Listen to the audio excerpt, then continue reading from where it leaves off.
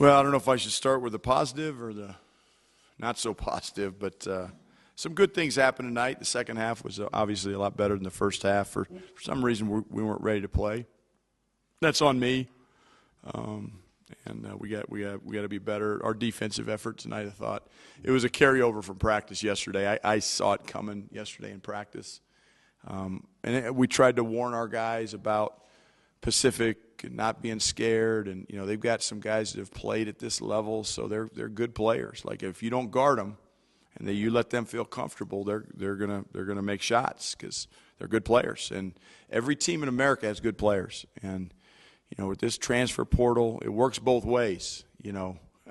Because sometimes players transfer down maybe a level, so to speak, and now they're playing for a team that comes in here and they're playing loose, and that's how you get a guy that like Elias, who has 24 points. Fisher has 17. That's our two leading scorers. We got to be able to find a defensive stopper. Right now, we don't have one. I thought we did with with Andre, but Andre I thought played a really undisciplined game tonight defensively, reaching. Had a lot of guys reaching and not disciplined. Can't guard the ball. Our ball screen defense was designed to keep the ball out of the paint, believe it or not. I know it's hard for you guys to believe that, but that's what it was designed to do. And at halftime, they got 24 points in the paint. We got 8. And Elijah Malone has one shot attempt, and it's from 3.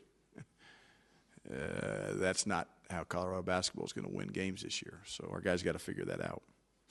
How much of the defensive turnaround? I mean, was there any adjustments on the ball screen or anything like that, or was it just a matter of effort? No, we started trapping a little bit when we went small and tried to create some offense with our defense. We wanted to keep the pace of the game going. I thought our guys did a good job of that.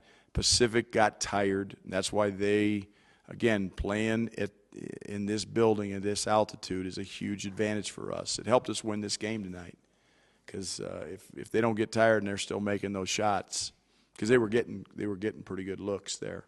They started missing them, like we missed in the first half. I think first half we were 4 for 17 inside the arc.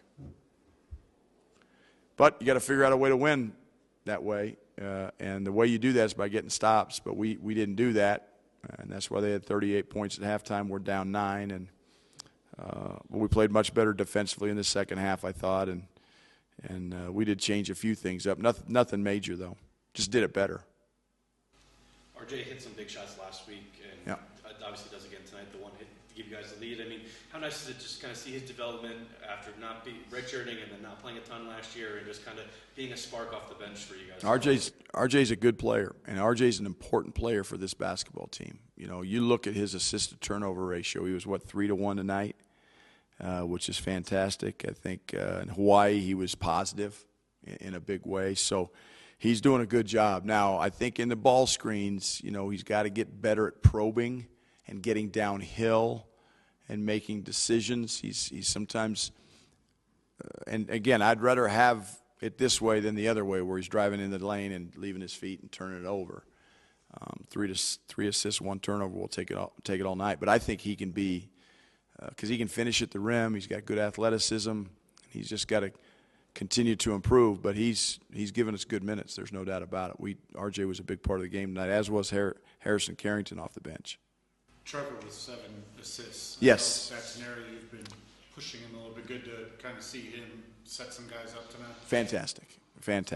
And he's sharing the ball. He's moving the ball. We tried to go to him in the second half. We got him a couple post touches there, and he wasn't finishing the ball at the rim very well tonight, but 7 assists, 1 turnover, and that's fantastic. That means he's getting other guys involved. And the one thing about Trevor is he's going to make things happen.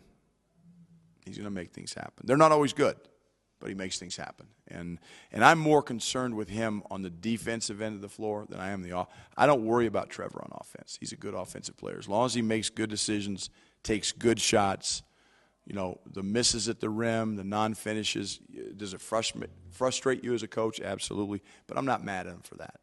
But you get beat off the bounce, you don't help when you're supposed to help, or you do help when you're not supposed to help. Those things make me angry because I'm a defensive-minded coach, and That's why I was utterly embarrassed the first 20 minutes of this game. I felt like coming out of halftime with a paper sack over my head, like those baseball fans used to do. Where was that, Cleveland, or I can't remember, wherever. But I didn't have a brown paper bag, so I didn't, couldn't do it. Speaking of defense, Bangot had a nice defensive night tonight, 3 blocks. What did you see out of him tonight? Well, he had a good defensive night protecting the rim. Guarding the ball, it's a different story. Watch the film, okay? He's got the ability to be a great defender. He's got to get the mindset. And the one thing Bangot does for our team is he protects the rim. And the block shot he had when we were, down, I think we cut it to 7, and then he had a great block, and we got a bucket in transition and kind of got the crowd into the game. That was big. So, yeah, we need him to be, again, if Bangot will guard and rebound, he'll have more minutes than he knows what to do with. As will Sebi, as will Trevor, as will Elijah, all of them. But defensively, man, I'm searching still. I'm searching. And I'm going to keep searching. And I'm not going to lower the standards of Colorado basketball. That's what I'm not going to do. And that's why Harrison got his chance tonight, and he stepped up. I thought he defensively, he wasn't perfect, but he was disciplined. We were undisciplined defensively. When you foul 94 feet from the basket twice and you're not pressing, it's not disciplined. You just mentioned Harrison, but what have you seen from him this season in practice that got him the minutes tonight? Well, he's consistent, and I trust him. And he does what he does. He doesn't try to do what he can't do. Now, can he still get better? Yeah. I thought he could have finished better in the first half, but a lot of guys could have finished better. The charge he had was just not a smart basketball play. But, the thing I love about Harrison is he's going to make mistakes, but he's going to make them playing hard. He gives you great effort. He's going to help rebound. I thought he was a pretty good disciplined defender there in the second half. Now, he wasn't perfect. He didn't, Fisher scored on him just like he scored on everybody. But I trust Harrison, and he's solid. He's rock solid in what he does.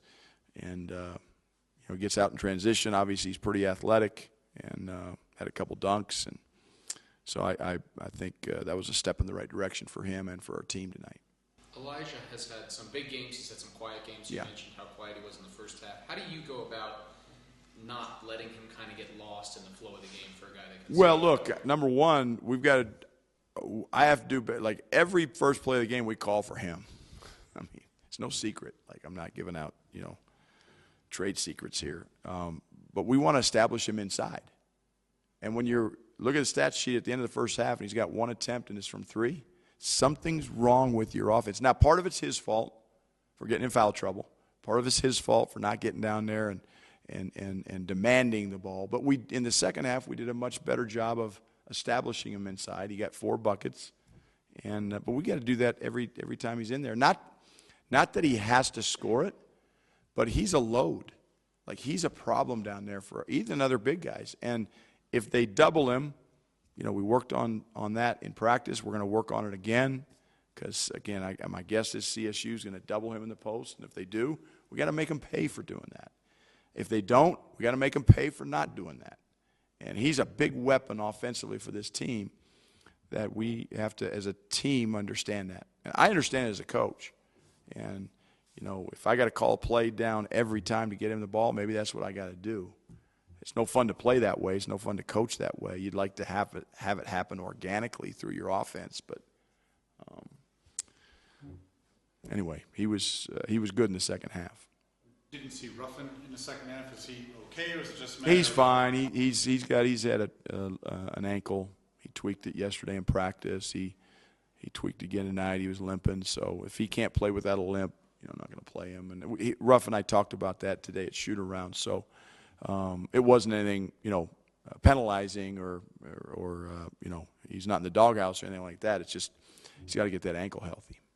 You guys don't go on the road again until 2025. 75. I mean, just the opportunity here in December to kind of get on a little bit of a roll before Big 12 play. I mean, just kind of what's the mindset for the guys in this month here as you guys are? Well, here? we got to keep getting better every day. That's the mindset. Get better. We're off tomorrow. Get better tomorrow. Get in the treatment room, get in the weight room, and maybe we can finish at the rim. Get in the gym, get shots up, get at the free throw line so you become a 75 to 80% free throw shooter. Like, get better every day, whether it's a day off or a day of practice. And then Wednesday morning, I got these guys at 7:30, and we're going to get better. That's the mindset. And I'd like to play well so, we can have a little bit more, excitement after a win. The wins we've had at home, there was Northern Colorado. Eastern Washington was was good. Fullerton was good. But other than that, it's been tough. I mean, obviously the UConn win was fantastic. But I look out there and I'm like, okay, this team beat UConn. How the hell did that happen? How did that happen? I have no idea. And that's the consistency factor that I've been talking about. Our inconsistency is as evident as any team I've ever coached. And if we play like that on Saturday night, we'll be 6-3. We won't be 7-2. I can tell you that. Which team's going to show up? Which guy's going to show up? Our roster's not going to change. I'm not going to kick anybody off, I don't think, unless somebody does something really stupid in the next 4 days. But, guys are going to be the same guys. We might add some things offensively. We might not. But just got to execute and be more consistent and do what we do and do it well. You guys got out-rebounded tonight. And yes, we did. Specifically had a good night off the offensive boards. What are your thoughts on the rebounding efforts? I was pathetic, absolutely pathetic. We got length on this team, but length doesn't mean anything if you don't have heart. We got guys that think they got Velcro on their hands because they're going up with one hand trying to get a rebound. I mean, Dr. J couldn't even do that. He had the biggest hands of anybody that's ever played this game. You have to go grab a rebound with two hands, and then you got to chin it. And if you get an offensive rebound, you got to go back up with it, keep it high. We bring it down. Guards get it. Our rebounding, we got out-rebounded by 6 per game on average in Maui. We found out we're not we thought we were a good rebounding team. The numbers look good after the first 4 games. But guess what? Other teams are going to come in here. They see that you don't box out, they're going to crash the glass. Pacific was averaging 11.7 offensive rebounds a game going into tonight, and they had 14. That means they were better than their average, which is a reflection on us as a group, and it's unacceptable. Gets back to the embarrassment factor. Anything else for Coach? Thank you. All right, thanks, guys.